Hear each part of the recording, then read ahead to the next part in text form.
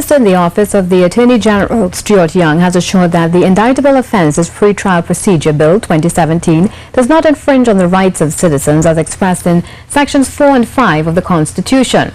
The bill seeks to abolish preliminary inquiries and to provide for the pre-trial procedure in respect of indictable offences and for ancillary matters. During his contribution, Minister Young explained that the bill in no way discriminates against anyone.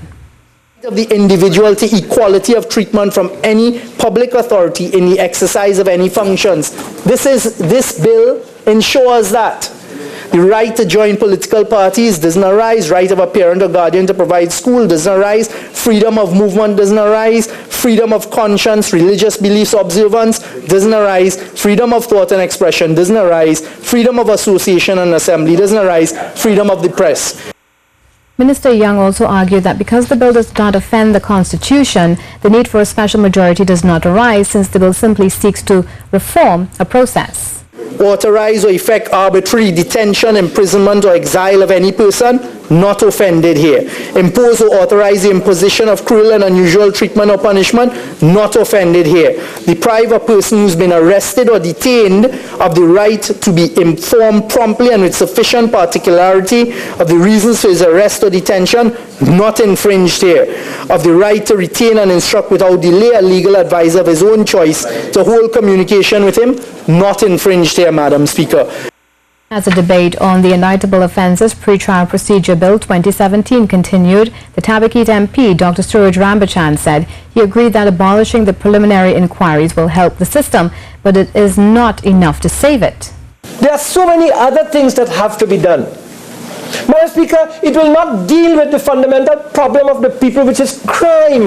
What we are debating here today will probably have very minimal impact upon the crime situation, because the objective of swifter justice in any country is to affect the end product, which is a reduction in crime or prevention of crime.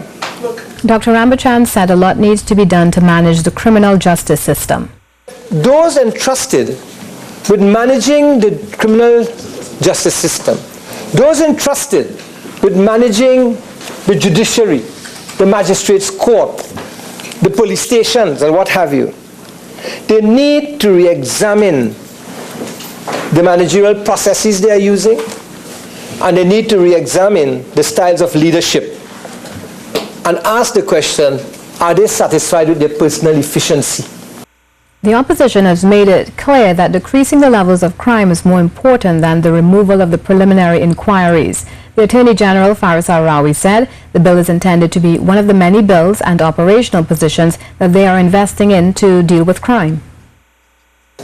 When we are dealing with grappling with crime, the allegation is that there is a feeling of a lack of consequence to the commission of a crime because nobody ever feels the burn of incarceration or of the hangman.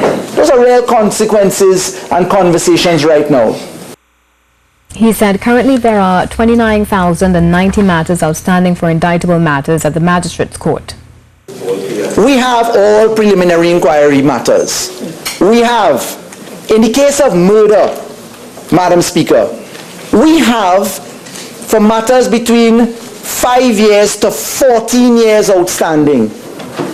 We have 44 matters. We actually have a matter for murder 14 years in the Magistrates' Court. We have, Madam Speaker, for attempted murder 3 matters beyond 10 years and a total of 62 beyond 5 years. We have for kidnapping 6 matters, 1 above 14 years, but all 6 above 10 years, and 67 above 5 years.